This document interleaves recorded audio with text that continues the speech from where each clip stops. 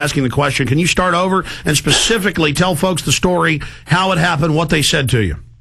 It was De Beers, the head of De Beers, was putting pressure on the BBC, who I was helping me make the film.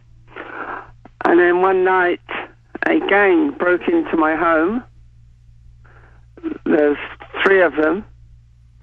They sexually assaulted me, but I fought them off, that part of it. And then they just used me as a punch bag. They broke my face up, broke my cheekbone, broke my nose, broke my eye lens, my good eye. The other eye's lazy. I finished up, got complications. I was critically ill in the hospital for 2 weeks, and I was 2 months in hospital altogether. And while I was critically ill, they had lawyers come into the hospital to try to grab control over my film. And it was pretty tough at the time. Now, specifically, going from memory here, didn't the gang, while they were pounding you, tell you to not make not release the film?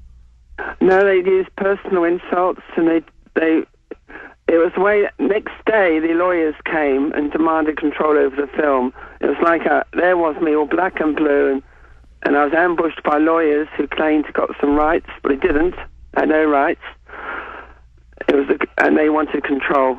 And I later heard they put pressure on the BBC from at the highest level to try to get me dropped as producer of the film. And when my name still stayed on the film, they threatened the BBC. But my film was never found libelous, no legal actions against it, but there were threats aplenty. I've now got rights back to it, but it took me a real battle. I showed it just the same. I came over, I was invited to Congress, to a congressional hearing in Washington, to talk about diamonds and human rights, and the film was seen by congressmen. And I was invited to the Arctic Wastes of Canada to show it to the mine workers that are finding diamonds in Canada too. Yeah, so got my credit back to it, but it was a very tough time. But your film now has aired in quite a few parts of the world. I know I saw it on PBS. It has aired, and yes, and the DVD is the longer version of the film. The one on the internet is a shorter version, but it's a longer version, high quality. That's the one that's on the DVD, so that's not available on the internet at the moment. Yes. Well, good. People should get the DVD. You went through hell to make this, and it's your type of courage. It's a testament to the human spirit. I mean, now it is widely known that diamonds are semi-precious and a scam, and they've lost... That started the whole thing. I advised on the United States Clean Diamond Act, but unfortunately, they only went for diamonds produced by rebels. So, like, there was a mine in the Congo where Amnesty International reported that there were bodies floating down the river outside the mine, that children were in the prison inside a diamond mine.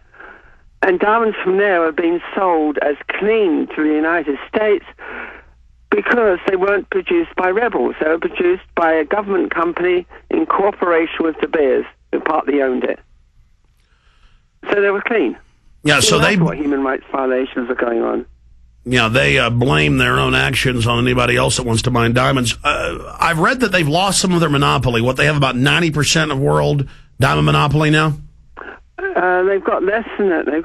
But it doesn't matter, because everyone else, all the other major producers, are tamely following along behind De Beers, profiting from the high prices that De Beers maintains by force. So the other guys are not challenging them. They're not trying to undercut them. They don't dare do it. So like the Canadians, for a start, they got quite a lot of diamond mines up there now in the Arctic, but not undercutting De Beers.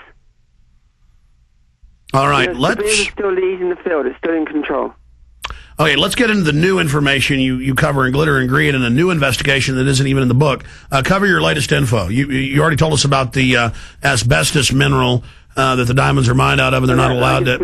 Yes, I was out in South Africa about a year ago, and I talked to all the doctors, and I found, I got definite proof, and I found a white woman. She was a health and safety officer. She only had to go down the mine twice a week. And she can't pick her children up now from the damage to her lungs. She's just, she's a really fit woman, and she's just, it's really tragic. She's lost part of one of the lungs. She got diseased in her lungs from the asbestos dust. And all she was going down, I think she spent 2 afternoons every week inside the mine. And I've seen her x-rays and see how within a year damage was showing up on her x-rays. And so if that happens to me, one of the supervisors, what about the workers that are down there every day for 8 hours or more? You know, I know. I just... it's greed. It's pure greed. They mine these diamonds for less than $5 a carat. That's what they pay. $5 a carat. Then they sell a carat of diamonds for $20,000 in the United States. I've seen 8-year-old children cutting diamonds in India. I've seen these children sleeping on the floor of the workshops with their kind of toothbrush stuck to the side of the spinning wheel. No safety precautions, nothing to stop the dust, the corrosive dust from the ground diamond going straight into their lungs. And this is how the psychological warfare works. So women and men can keep buying them. They go, oh, there's bad diamonds and there's good diamonds. And then they blame all their evil activity on the bad diamond people when that's really them. And then women still go out and buy them. I think the answer is don't buy these dirty things. No, I think, you know, what I'd like to see, if I was being honest, is I'd like to see major reform. I'd like to see them have certificates and come out of diamonds where there's international inspectorate to make sure that the mine's working properly and the cutters have got ethical, you know, decent conditions. But the bankers will just buy that, will just control the international inspectorate. I mean, who set up the UN was the Cecil Rhodes Combine. It needs to be something really independent. It needs to be new. I agree with you. Well, we need to have, people need to fund, you know, their own investigative foundations. But see, the people don't have the money to go out and do investigations and expose it. And just like with organic food, then it would get that trusted group certification. I just said, can I mention another book coming out this year? Oh, yeah. Tell us the latest. You said you're working on new investigations, yes. Yeah, it's a book called Fear of the Invisible, and it's into the pharmaceutical industry. And the same thing that Dick Cheney heads up partly. Well, we want to get you back on about... looking at the drugs that have been sold. I've been looking at childhood vaccines, autism, and all that stuff that gets, you know, children can't go to school unless they've had these injections. And I've got transcripts out of Washington, D.C. that haven't seen the light of day before of the top British and American scientists meeting together, talk behind closed doors, no journalists in the room, about the safety of vaccines. And what they say behind closed doors is nothing like what they say to the public. I've been warned again. I've had a British government scientist say to me, please don't tell parents about this stuff because we don't want to put them off vaccines. Well, for those that don't know, I don't know about your investigation, but separately, even ABC News in 2004 reported when Congressman Dan Burton went in and had the documents seized, the high-level CDC and FDA meetings where they said, do not give it to your grandchildren, not give it to your children. Millions have been brain damaged from the mercury alone and other things. The cancer viruses, all of it. We cannot let the public know. They will lynch us. And so they continue. You know, there's no public. In my book, the very first time I show how these things are made, I go right through it really carefully, ask all the questions, because when what happened here, I was over in the United Kingdom, and my brother phoned me up and told me that his neighbours in the same they've got a brain damaged child just after having an MMR vaccination, and he said, you call yourself an investigative journalist, has the government been hiding anything from us? Well, to be honest, at that point I hadn't got a clue. I hadn't been looking into it. I'd been believing what the doctors told me. But I've gone into it as deeply as I can, just like I've done on diamonds, and I've uncovered a can of worms. You know, it's just, I'm staggered. I'm just horrified. You know, I'm happy to say that my daughter hasn't had my grandchild vaccinated, and my daughter wasn't vaccinated. But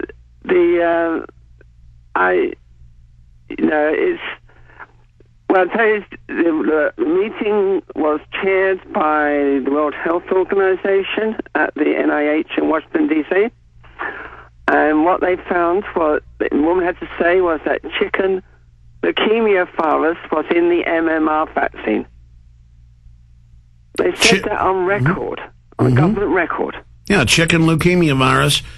Is in MMR, and they can't get it out. Well, they don't want it out. It's actually they've lowered the standards by 100 times, and the manufacturers cannot purify the vaccines. I'd always imagined a vaccine was a sterile fluid with sterile ingredients. No, it's filled with hundreds of different DNA fragments and cancer viruses.